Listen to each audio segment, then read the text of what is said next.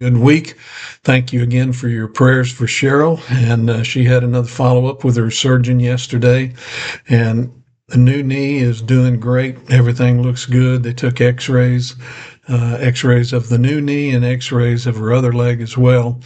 And it's kind of a good news, bad news. The new knee is doing really well, and the bad knee, the old knee, is doing really bad. The therapy is helping the new knee, but it is tearing up her old knee. So going to have to do something with it before long. So just pray for wisdom and guidance and help her to understand when and what and all of those things. So, but again, thank you for your prayers. We've been looking at the 23rd Psalm, a psalm that has brought a great deal of comfort and help to a lot of people over the years. And yet I believe probably one of the least understood portions of Scripture in all of the Bible. We read it a lot at funerals and we talk about it at different times, but to really understand it, as I've mentioned in past weeks, need to understand that when David wrote the 23rd Psalm, he's an old man and he's looking back over his life and reminiscing, thinking about things that have happened in the past. And we're down to verse 5 this week, and David says there, "You've prepared for me a table before, pardon me, you've prepared a table before me in the presence of my enemies. You anoint my head with oil, my cup runs over." Now again, David is thinking back to things that have happened in the past. And the parallel passage with verse 5 is found back in 2 Samuel chapter 9. And it's that story of when David became king over united Israel.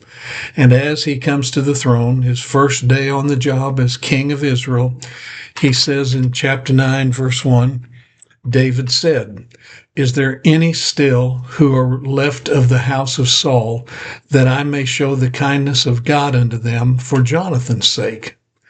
Now that was a very unusual statement, because in that day and time, the politically correct thing to do was, when a new king came to power, he took everybody of the former administration, lined them all up, got a chopping block and a long sword, and cut the heads off everybody that had pledged allegiance to the former king. Why did they do that? Because they didn't want to worry about somebody sticking a knife in their back because their allegiance was still to the former king. So they just killed them all off and started fresh. But when David comes to the throne, he does something very unusual by that statement in verse 1 and says, if there's anybody left related to Saul, I want to bless him. I want to show him kindness for Jonathan's sake. Now, what did Jonathan have to do with this? Well, you remember Jonathan was the oldest son of King Saul. And there was a time when Jonathan and David became the best of friends. You go back to 1 Samuel chapter 17, where David kills Goliath. And then in chapter 18, Jonathan comes to David after that mighty victory. And he says, David, I believe God has picked you out to be the next king. And it says that he takes his robe off and gives it to David. Now, the reason that was significant, because Jonathan was the oldest son of Saul. He was the prince. He was to be the next one to sit on the throne.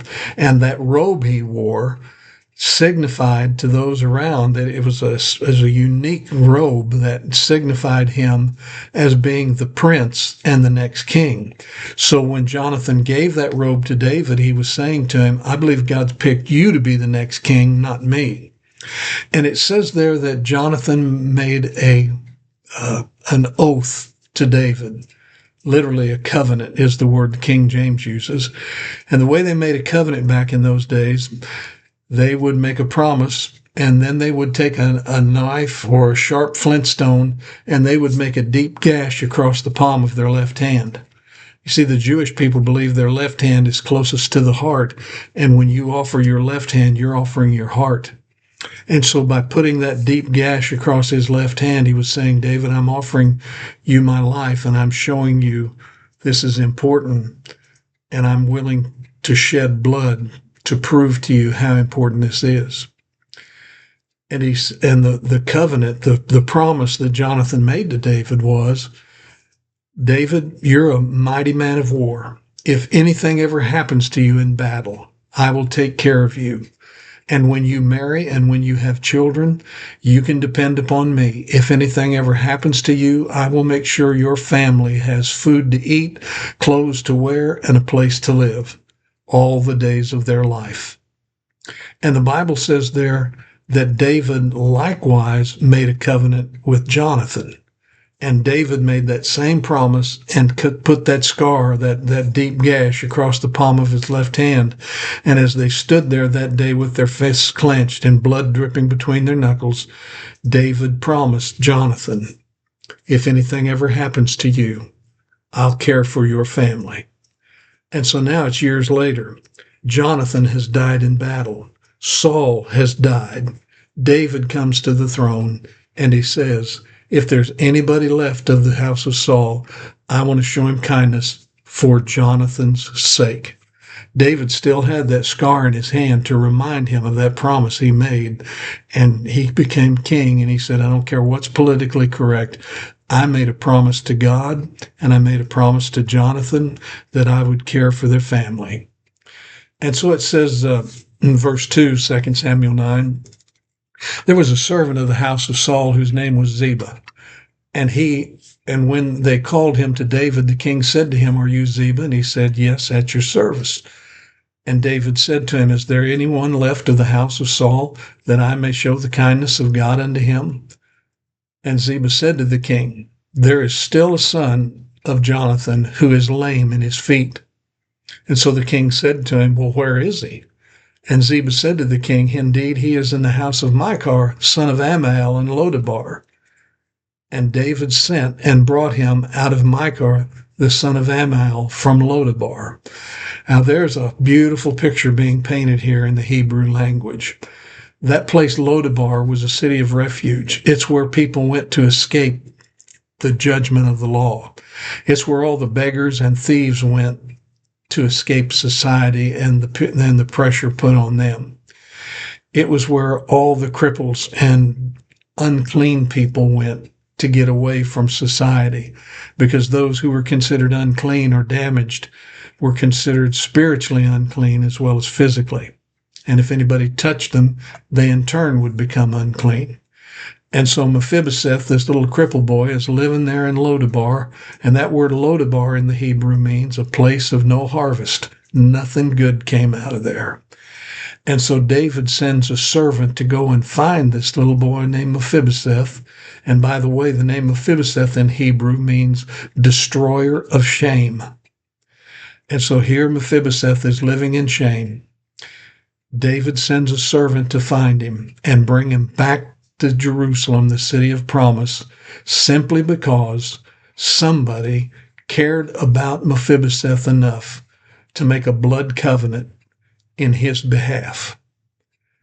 David comes to the throne. He's looking at that scar, reminded of it, and it's because of the blood that was shed and the scars that were given that Mephibosheth was able to break out of that shame, come out of that horrible place to Jerusalem, the city of promise, and to be adopted by the king. It goes on to say there that Mephibosheth bowed himself before the king, and he says, what is your servant that you should look on such a dead dog as I am? The only picture the Bible paints for us of Mephibosheth, it says that he was in vermin-infested clothes, that he was unshaven, and that he was unwashed. Filthy, dirty, bug-ridden Mephibosheth laying there on the floor of the palace of the king. And he says, O king, what am I, such a dead dog as I am? And then in verse 9 of 2 Samuel 9, David called Ziba, Saul's servant, and he said to him, I have given your master's son all that belongs to Saul and to his house. You, therefore, and your sons and servants shall work for the land for him, and you shall bring in the harvest, that your master's son may have food to eat. But Mephibosheth, your master's son, shall eat bread at my table always. And then Ziba said to the king, according to all that you have had, that you've commanded your servant, we will do. And then David said to him in 2 Samuel 9:11, "As for Mephibosheth," said the king, "he shall eat bread at my table like one of my own sons." It's now years later. David's writing the 23rd Psalm, and he makes that statement in verse 5. "You've prepared a table for me in the presence of my enemies, and you've anointed my head with oil, my cup runs over." I think David was remembering back to that day Mephibosheth was brought before him. And it was as though David said there in the palace when Mephibosheth said, "What is such a dead dog as I am?" David reminded him and said this, "Mephibosheth, let's get one thing straight right off. I didn't bring you out of Lodabar, that horrible place, because of what you could do for me. I didn't rescue you from shame. I didn't bring you out of that horrible place because of how good you were. I didn't do that because of what you could do for me. I did that because one day someone who loved you very much shed their blood and they took scars in their body in order that you could be provided for." It's now years later. David's thinking about all of that, and it's as though he finally gets it and he understands. And he says, "God, you are the one who's prepared a table for me in the presence of my enemies." Mephibosheth should have been my enemy, but because of the blood and scars of his father, he was rescued and saved. I am a sinner. Those first 4 verses of the 23rd Psalm, David talked about that a lot as we've talked in weeks past. He said, "I don't deserve to be your son. I don't deserve to be in your kingdom. I don't deserve to be even to call on your name. But it's because one day, as the prophets have said, you will send your son who will die on a cross and shed his blood." All the prophecies that have been given about the coming Messiah, not because I earn it, not because I deserve it, not because I'm worthy of it, but because he will come, he will die on a cross and shed his blood and take scars in his body. And because of that and that alone, you have prepared a table for me in the presence of my enemies. David was saying, "God, I should be your enemy. I'm the worst sinner on the face of this earth. I've never done anything to earn your favor, but you have prepared a table for me that one day I'm going to get to come to your kingdom. I'm going to get to sit down at the banqueting table of heaven, not because I've earned it, not because I'm worthy, but because Jesus shed his blood, took scars in his body for me." My friend, there's only ever been one plan of salvation, Old Testament, New Testament. We come to God by faith, believing that Jesus Christ died on a cross and shed his blood for us so that we could be saved. We didn't earn it. We don't deserve it. We're not worthy. In the Old Testament, they looked forward to that. They looked forward to that happening. In the New Testament, we look back to it believing that it did happen. But it doesn't make any difference whether you believe it's going to happen or you believe it did happen. It is by grace through faith that we are saved, not of works, or we'd be bragging about it, Ephesians says. But it is only through the blood and the scars of Jesus Christ. So sometimes when we get to feeling like we've earned things or we deserve things, we need to be reminded, as David was, God is the one who's prepared a table for us in the presence of our enemies. We should be the greatest enemy of heaven because of the sins we've committed. But it's because Jesus loved us enough. He was willing to make a covenant with the Father, seal it and settle it in blood and scars so we could be forgiven and redeemed. It's good just to think about that as David did and reminisce and remember. I'm not going to heaven because of what I've done. I'm going to heaven because of what Jesus did on the cross for me. And that is the only reason. Well, we're not getting through this very fast, but I hope you're getting something out of it. So next week, we're going to look at the rest of verse 5 there when he says, "You've anointed my head with oil, my cup runs over." God bless. Hope you have a great week.